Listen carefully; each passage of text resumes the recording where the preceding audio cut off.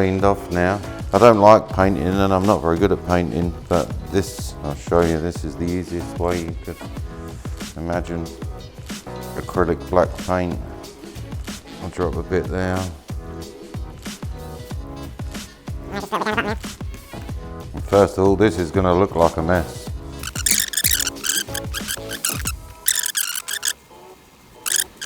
Okay, now I'm going to change my rag, or use the other side. I'm going to use the other side of this rag. And now just wipe it off like boot polish, basically. Go back and forward quickly.